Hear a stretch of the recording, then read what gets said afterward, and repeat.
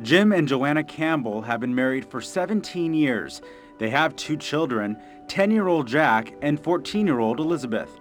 You could say the Campbells are your average American family, but with one difference. Their daughter is a little person.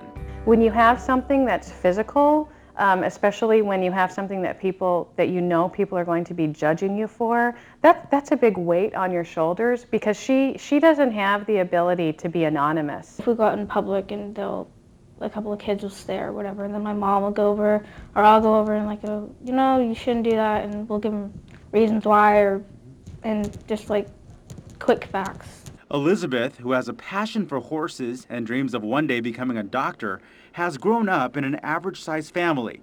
Despite being comfortable with her shorter stature, conveniences we may take for granted create new challenges for her on a daily basis. When I go out in public and there's a counter, we're buying something in a store, then I'm always eye level to it, the counter's right here, and that's definitely hard. The Campbell's son Jack is average sized, but Joanna can recall first learning that her daughter would be a little person.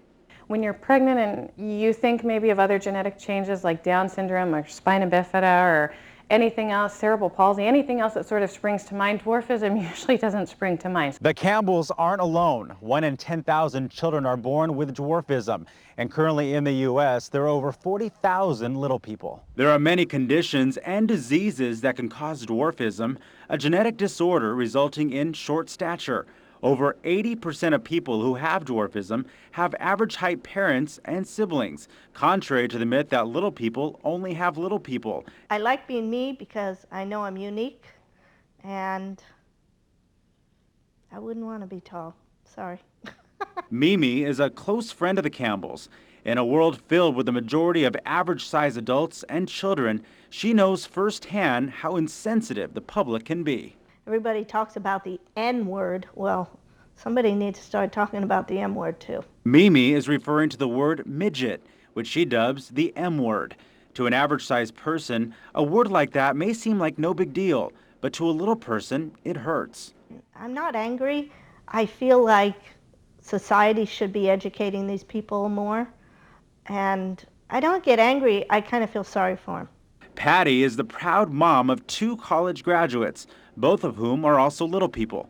I have a wonderful job. I've been with the school district for over 16 years, and I'm really happy there. I look forward to going to work. I work with kids. To Patty, life couldn't be more normal, but she grew up as the only little person in an average-sized family and recalls wondering why her 2 older sisters were so much taller. I really didn't understand why I was short.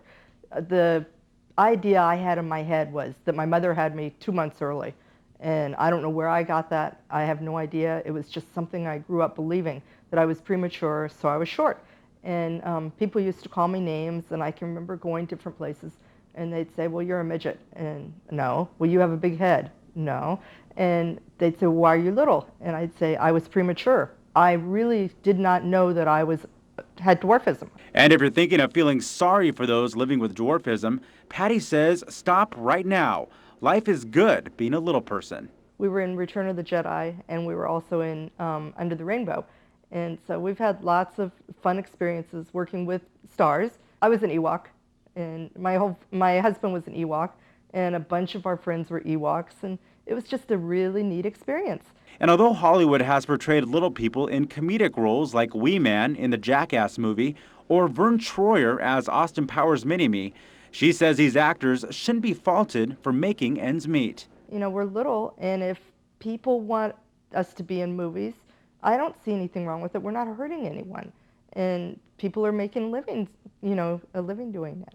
Being comfortable with her shorter stature is a blessing that Patty has passed on to her short-statured daughters. Well, I can understand what they're going through with people staring at them and people following them and people wanting to touch them and stuff. It's just, I can talk to them about it. But despite the positives of having dwarfism, the negatives still have to be dealt with.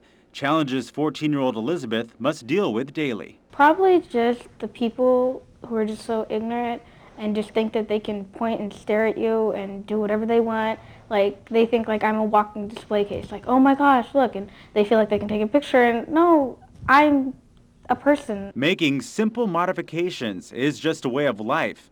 Jim and Joanna Campbell recently modified their home, putting in appliances that Elizabeth could easily reach. We just really wanted to put at least a kitchen in, at least a sink in the kitchen to make her as independent as possible. And she likes to cook, and so it just seemed a very logical extension to make her as comfortable as we could while she's in our house, because pretty soon she's going to be off at college and living her own life. Like most parents, they are teaching their two young children that people come in all shapes and sizes, but it's your heart that matters most.